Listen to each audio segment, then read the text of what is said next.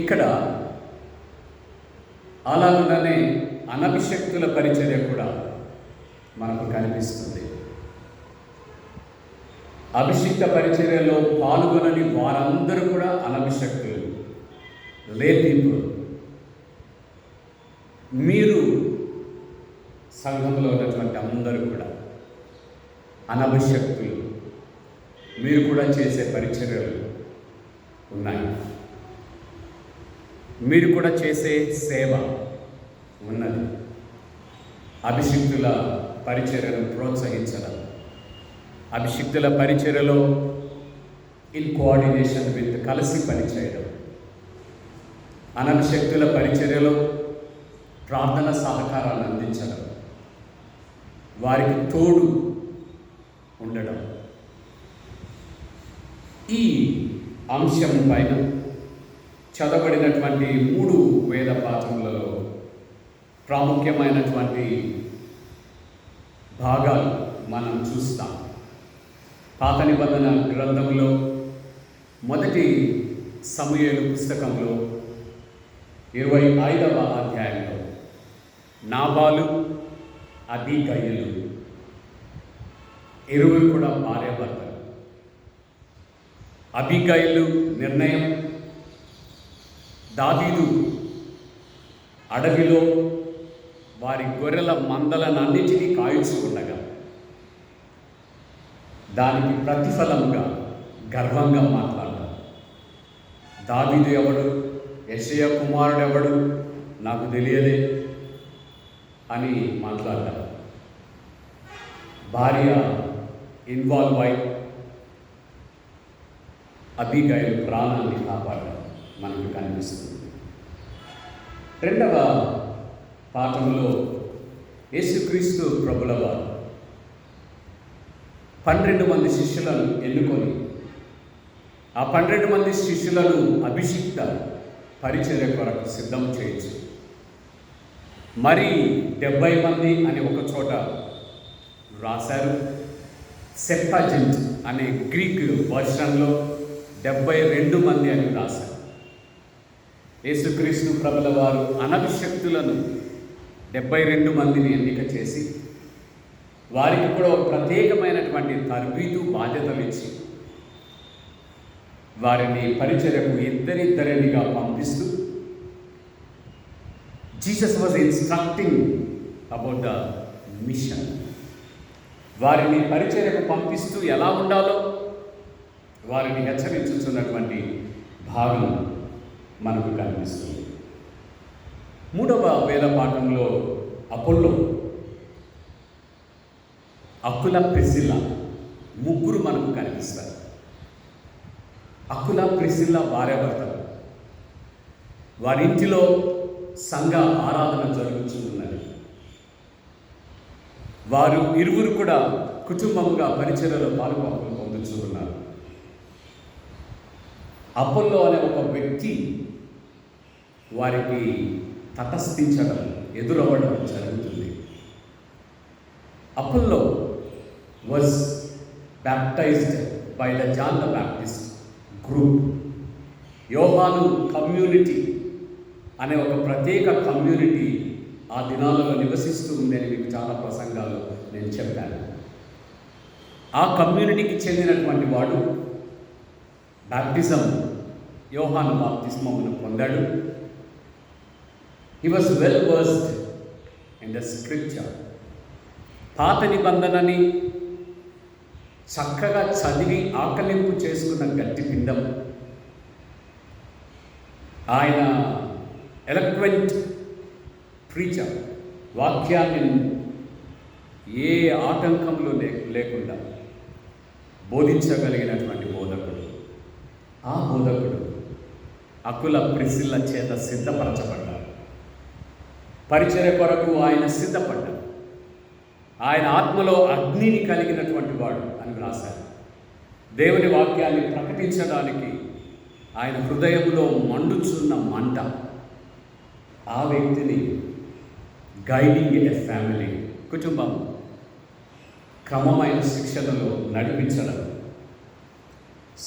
పత్రిక పాఠంలో మనం చూస్తాం. ఇలాగున ఈ ముగ్గురు కూడా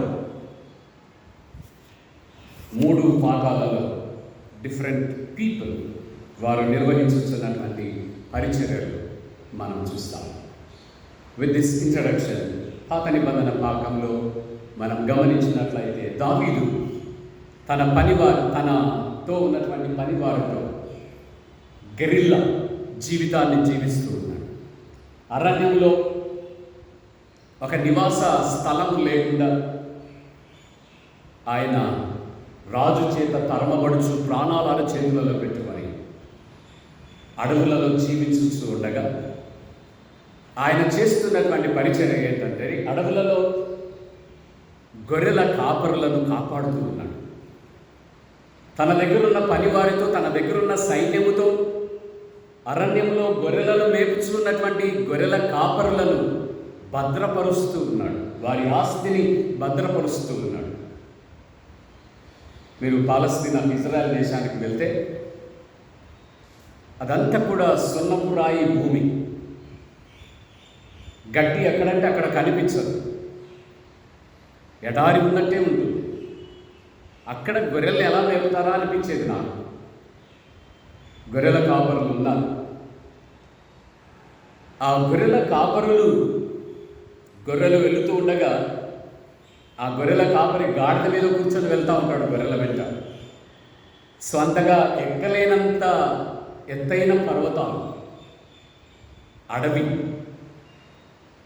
గొర్రెల కాపరి నడవడానికి కూడా వీలు లేనటువంటి మిట్టలు, గుట్టలు, ఆయన గాడిద మీద కూర్చొని గొర్రెల్ని మేపుకుంటూ వెళ్తూ ఉంటాడు. ఇక్కడ దావీదు రాజు చేయబడ్డానికి మునుపుగా అరణ్యంలో, అడవులలో గొర్రెలు కాయిస్తున్నటువంటి కాపరులను భద్రముగా కాపాడుతూ ఉన్నాడు. Is taking care of all the shepherds and their flocks. వారి గొర్రెలను, గొర్రెల మందలను జంతువుల నుండి, దొంగల బారి నుండి తప్పిస్తూ వారిని కాపాడుతూ పరిచర్యను కొనసాగిస్తూ ఉన్నాడు. అక్కడ వారి ఆనవాయితీ సంవత్సరానికి ఒకసారి గొర్రెల బొచ్చు కత్తిరించు సమయం వస్తుంది. It is like a festive season. వ్యవసాయకుడు తన పంటను కోసే సందర్భంలో ఆయన హృదయంలో పండుగను పోలినటువంటి ఆనందం ఉంటుంది. బత్తాయి, చీనీ పండు తోట, సపోటా తోట, ఏ తోటలో అయినా సరే అది కాయలు అయిన తర్వాత వాటిని తుంచేటప్పుడు while they collect the fruit, రైతు హృదయం నిండా ఆనందం ఉంటుంది. రైతు హృదయం నిండా తను శ్రమపడినటువంటి శ్రమ పంట రూపంలో కనిపించడం, దానిని అమ్ముకొని అవసరమైన ఆర్థిక వనరులు సమకూర్చుకోవడం ఆయనకు చాలా సంతోషకరం. అలాగనే గొర్రెల కాపరులు పాలస్తీనాలో, అగైన్ ఇజ్రాయెల్ దేశంలో గొర్రెలకు చాలా పెద్ద బొచ్చు ఉంటుంది. అక్కడ -degree and 35 degrees to 40 degrees, two extremes. మనం మైనస్లోకి ఎప్పుడు వెళ్ళాం. మనకు చాలా చలి ఉంది అంటే 13, అది చాలా ఎక్కువ చలి. లేదు 45, 50 వరకు కూడా వెళ్తాం.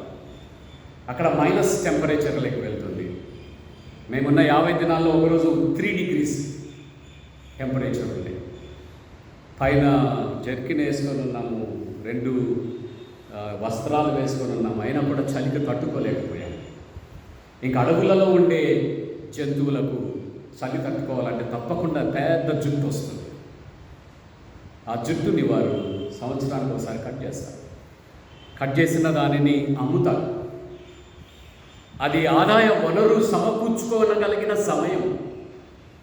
సో దావీదు సంవత్సరం అంతా కూడా మందలను కాపాడుతున్న దానికి ప్రతిఫలముగా గొర్రెల కాపరుల దగ్గరికి తన పని వారిని పంపించాడు. ప్రాముఖ్యంగా నాబాలు దగ్గరికి 10 మంది పని వారిని పంపించాడు. మీరు ఇంటికి వెళ్ళిన తర్వాత 25వ అధ్యాయం చదివితే, నాబాలు వాస్ వెరీ రిచ్ పర్సన్. ఆయన పేరు చెప్పడానికి ముందుగా ఆయన ఎలాంటి వాడో రాశారు. ఇంత మంద ఉన్నది, ఇంత బంగారు ఉన్నది, ఇంత ఆస్తి ఉన్నది అని ఆయన గురించి చాలా ధనవంతుడు అని రాసిన తర్వాత ఆయన పేరు రాశారు. కాలేబు వంశానికి చెందినటువంటి వాడు, హెబ్రోను ప్రాంతంలో నివాసం ఉన్నటువంటి వాడు.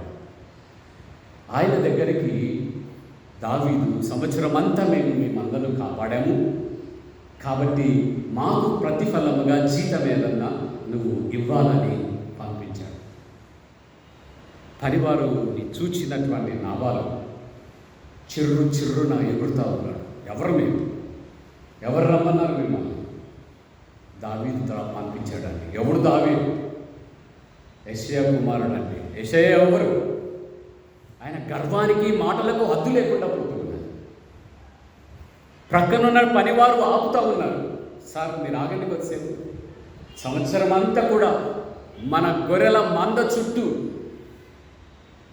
గోడ కట్టినట్టుగా మనల్ని కాపాడారు. మన మందలకు ఏమి ప్రమాదము కాకుండా దావీదు ఆయన పనివారు కాపాడారు. అందుకొరకే మీరు ఏ నష్టము లేకుండా ఈరోజు గొర్రెలన్నిటినీ కూడా బొచ్చు కత్తిరించగలుగుతూ ఉన్నారు. ఎంత చెప్పినా, ఎవరు చెప్పినా వినడం లేదు. నా నుండి వెళ్ళిపోండి అని కఠినంగా మాట్లాడుతుండగా ఒక పనివాడు భార్య దగ్గరికి పరిగెత్తుకుంటూ వెళ్ళాడు.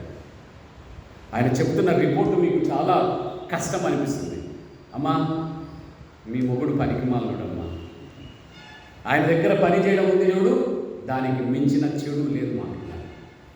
ఇలాంటి దుర్మార్గుని మేము ఎక్కడ చూడలేదు. చెబితే మాట వినడు.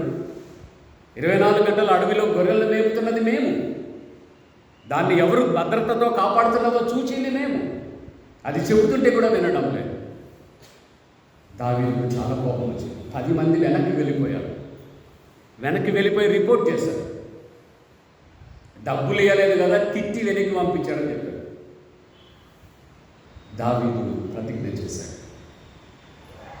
రేపటిలోపుగా అబీగయలు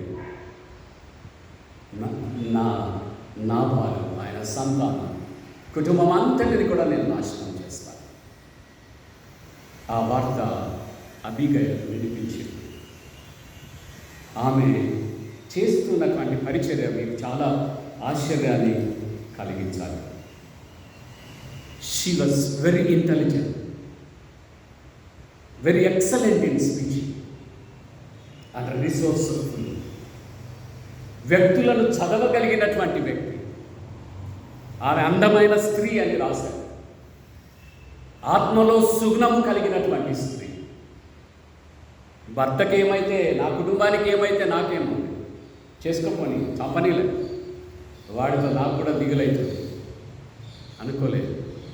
to safe God the family, to safe God evil husband, మంచికి చెడు చేసే భర్తను కాపాడుకోవడానికి ఆమె చేస్తున్నటువంటి ప్రయత్నం. తాము సంవత్సరం అంతటికి ఎంత జీతం ఇవ్వాలో దానికి డబుల్గా పంపించేసింది ముందుగా. ఆ జీతాన్నంతటి కూడా దావీదు దగ్గరికి పంపించింది. ఆయన్ని ఎదుర్కోవడానికి వ్యక్తిగతంగా ఆమెనే పూనుకున్నది. Willingness to take right action. ఆమె పరిస్థితులను, సమస్యలను, వ్యక్తులను చక్కగా అవగాహన చేసుకోగలరు. ఆంతరంగిక సుగుణము కలిగినటువంటిది. ఒక సమస్యను వెంటనే పరిష్కరించడానికి తానే రంగంలోకి దిగడం. దావీదు దగ్గరికి వెళ్ళి భర్త తరపున క్షమాపణను అడిగి, అయ్యా నాకు తెలియదు ఈ సంగతి, క్షమించండి, నీ సేవకురాలను అనే మాటలు చాలా కనిపిస్తాయి. మీరు దేవుని సేవకుడవు, నీవు ప్రభుడవు. వ్యాఖ్యానం ఏమి రాశారంటే, she was a prophetess. She knows pretty well David would become emperor, king. దావీదు రాజు చేయబోతూ ఉన్నాడు, అవ్వబోతూ ఉన్నాడు అని ఆత్మలో ఎరిగినదిగా ఆమె వెళ్ళి కుటుంబాన్ని అంతటినీ కూడా కాపాడుకుంటున్నట్టుగా మనం చూస్తాం. ఆమె పరిచర్య ద్వారా, ఆమె ఇన్వాల్వ్మెంట్ ద్వారా దావీదు మీద మనుషులను చంపాడు అనే దోషం రాకుండా ఆపగలిగినది. ఆ మాటలు దావీదును చాలా ఆకర్షించాయి. ఆ మాటలు దావీదు కోపాన్ని చల్లబరిచాయి. మనం కోపంలో ఉన్నప్పుడు ఇంకొకరు వచ్చి ఆ కోపాన్ని ఇంకా ఎక్కువ చేస్తారు కదా. కొంతమంది దానిని చాలా చక్కగా హ్యాండిల్ చేసి మనల్ని సమాధానపరుస్తారు. She knows handle the situation. పరిస్థితులను చక్కగా క్రమము చేయగలిగినటువంటి సమయానుకూలమైన ఆలోచన. నేను అనుకుంటాను she was a prayerful women, ప్రార్థనా పరురాలు. అందుకొరకే దేవుని కార్యములను దావీదు జీవితంలో గ్రహించగలుగుతూ ఉన్నది. ముందుగానే కుటుంబాన్ని కట్టుకొనగలుగుతున్నది, కాపాడుకొనగలుగుతూ ఉన్నది. ముందు జాగ్రత్తగా చూడగలిగిన, పరిస్థితులను అర్థం చేసుకోగలిగిన, తన దగ్గరికి రిపోర్ట్ తీసుకొచ్చిన వ్యక్తుల మాటలు విన్న వెంటనే కార్యాచరణలోకి దిగిపోవడం, ఇవన్నీ కూడా ఆమెలో చాలా సుగుణాలు. Personal involvement, taking risk. దావీదు తప్పు చేయకుండా ఆమె కాపాడగలగడం మనం చూస్తాం. రెండవ పాఠంలో యేసుక్రీస్తు ప్రభుల వారు చేయించినటువంటి పరిచర్యలో షార్ట్ టర్మ్ ప్రాక్టికల్ వర్క్ కొరకు 72 మందిని, మేబీ 36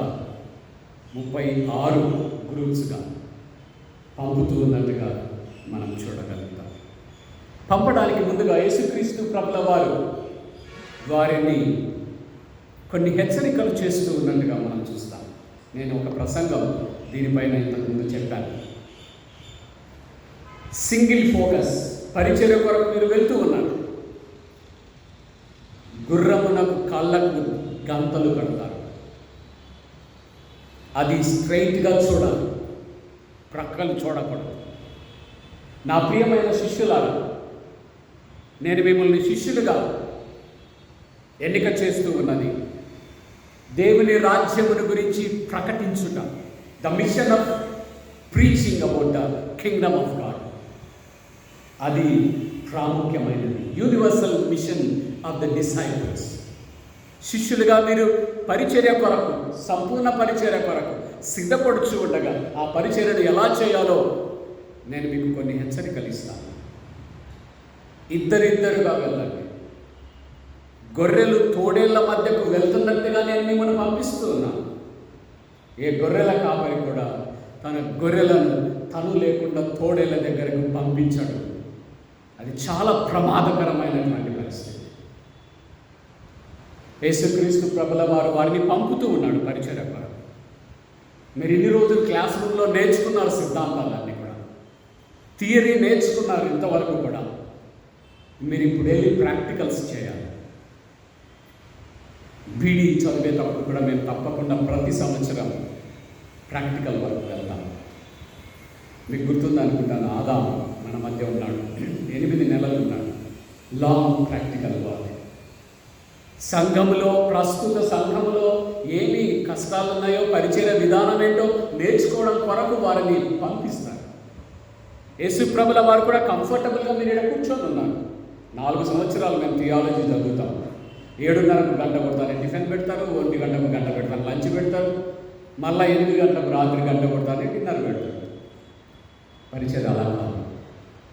మనమే వండుకోవాలా, మనమే సంపాదించుకోవాలా, మనమే పరిచయం చేయాలి. యేసుక్రీస్తు ప్రభుల వారు కూడా చాలా రిస్ట్రిక్షన్స్ వారికి చెబుతా ఉన్నారు. మీరు ఆ లిస్టు చదివితే చాలా ఆశ్చర్యమవుతుంది. డ్రెస్సు తీసుకుపోవద్దు, పర్సు తీసుకుపోవద్దు, చెప్పులు వేసుకోవద్దు, ఇంటింటికి తిరగవద్దు, ఆడైన కూర్చొని పాతకాన్ని పెట్టవద్దు. Single focus is preaching the gospel. మనము కూడా లే పీపుల్గా we need to be single focused. పరిచర్యని చేయడం, పరిచర్య చేస్తున్నటువంటి గురువుతో సహకరించడం, పరిచర్య జరిగించు రీతిలో ప్రార్థన చేయడం. మనకి ఇవి తప్ప మిగతావి చాలా ఇష్టం. మిగతాలన్నీ మన పరిచర్యలో ఉంటాయి. గురువుని ఎక్కడ ఆటంకం చేద్దాం, ఎక్కడ విమర్శిద్దాం. You need to contribute positively. పరిచర్యకు సమయానుకూలముగా పాజిటివ్ కాంట్రిబ్యూషన్. కొంతమంది నాయకులను మనం చూస్తాం, they always play negative role. 24 గంటలు ఆ వ్యక్తికి విమర్శించడం ఒక్కటే పని. తను చెయ్యడు, జరుగుతున్న పరిచర్యని జరిగించడం.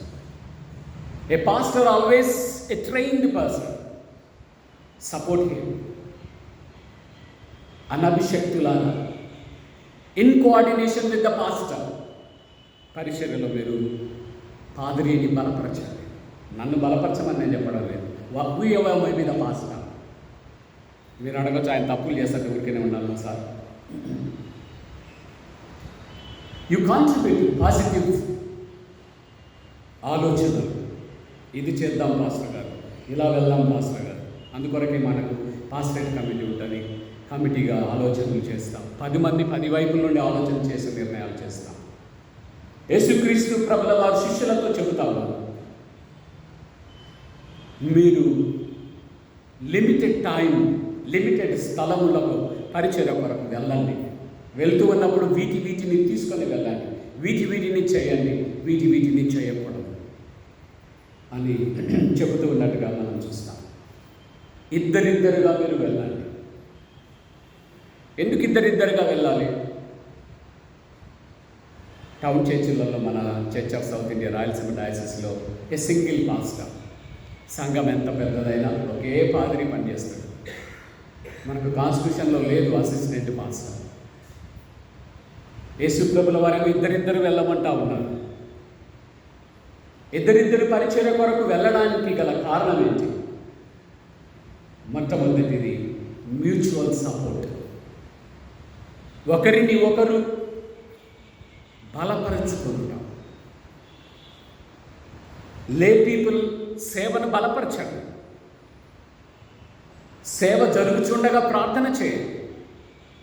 శుక్రవారం ఉపవాస ప్రార్థన ప్రతి ఆదివారం అనౌన్స్ చేస్తాను. ఒక్కరు కూడా రారు. వేరే కార్యక్రమాలు అనౌన్స్ చేస్తాము, ఒక్కరు కూడా రారు. ఆడ కూర్చొని విమర్శించడానికైతే సమయం దొరుకుతుంది. Mutual support. యేసుక్రీస్తు ప్రభుల వారు వారిని ఇద్దరిద్దరుగా పంపడానికి గల ప్రాథమిక కారణం ఏంటంటే, ఒకరిని ఒకరు సపోర్ట్ చేసుకోండి, ధైర్యపరచుకోనండి, వారితో మీరు ఉండండి, ఒకరితో ఒకరు మీరు ఉండండి.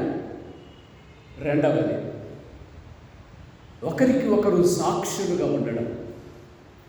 ధర్మశాస్త్రంలో ఏం చెప్పారంటే, ఒకడు ఏదన్నా తప్పు చేసినాడని, సునీల్ బాబు ఏదో తప్పు చేసినాడని మీరు వచ్చి నా మీద నేరం మోపితే ఒక్కరు మోపకూడదు, 2-3 మోపాలి.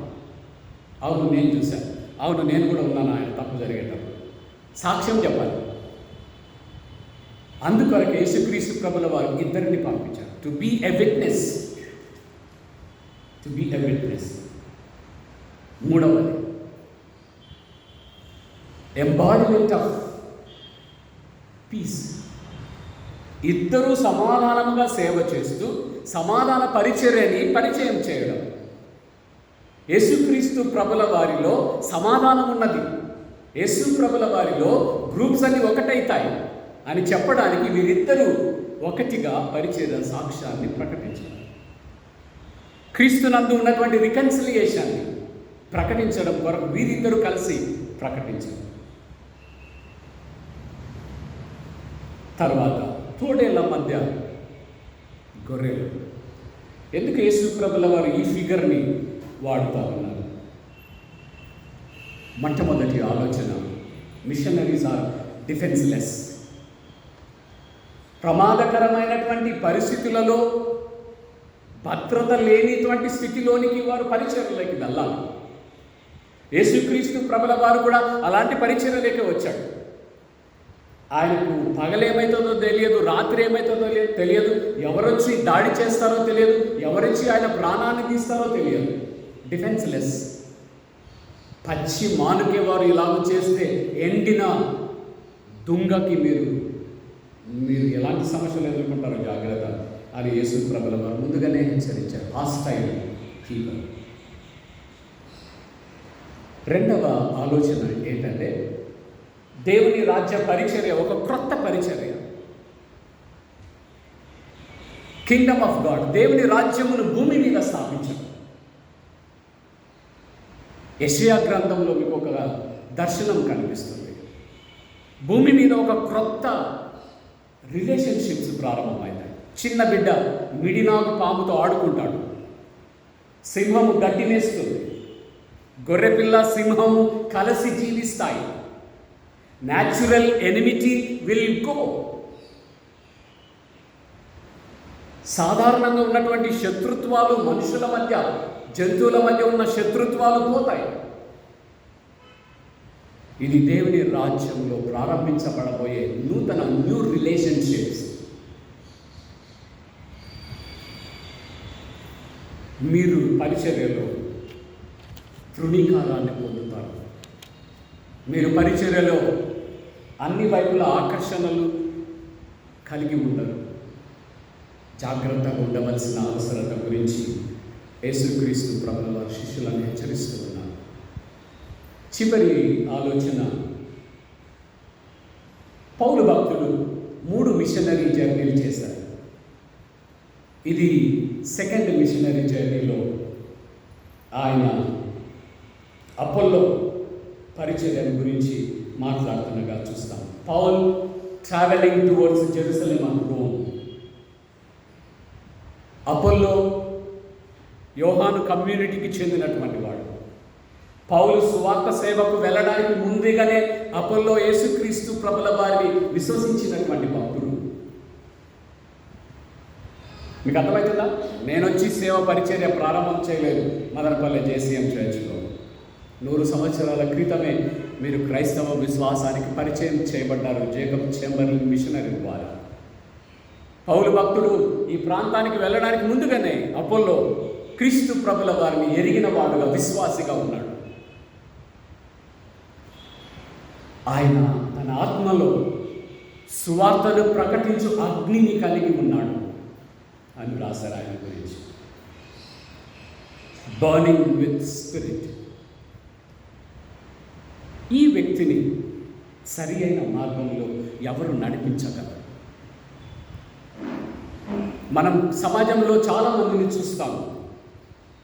వారు చాలా శ్రద్ధ కలిగిన వారు, సేవలో, ప్రభువులో, సంఘము పట్ల శ్రద్ధ కలిగిన వారు ఉన్నారు. వారి శ్రద్ధలను మనం కొన్ని క్రమము చేస్తే వారు బహు విరివిగా సేవ చేయగలరు. అపోల్లోస్ అలాంటి వాడు. అకుల ప్రిసిల్ల వ్యాఖ్యానం ఏం చెప్తుందంటే, they are lesser wisdom Apollos కంటే. అపోల్లో అప్పటికే ఉన్నటువంటి ధర్మశాస్త్రాన్ని, స్క్రిప్చర్స్ని చక్కగా చదువుకున్నటువంటి జ్ఞానవంతుడు. అలాంటి జ్ఞానవంతుడిని క్రమములో నడిపిస్తున్నది ఆయన కంటే జ్ఞానములో తక్కువైనటువంటి వారు. అకుల ప్రిసిల్ల తమ ఇంటిలో జరుగుతున్నటువంటి ఆరాధనలను అపోల్లోను కూడా తీసుకువచ్చారు. ఆయన కూర్చోబెట్టుకున్నారు. ఆయన కూర్చోబెట్టుకుని together they started instructing him certain values, certain systems. Apollo వారి నుండి నేర్చుకునే గుణం మనకు చాలా అవసరం. నాకు అన్నీ తెలుసు అనేటోడికి దేవుడు ఏం చేయలేడు. నాకు తెలియదు, నేను నేర్చుకుంటాననేటోడికి దేవుడు నేర్పిస్తూ వెళ్తాడు. ఐ స్టిల్ ఫీల్ దేవుని వాక్యంలో నేను ఇంకా నేర్చుకునేవి చాలా ఉన్నాయి. నేను నేర్చుకుంటాను. ప్రసంగానికి నేను 2-3 గంటల పైన సిద్ధపడతాను. Apollo ready to learn.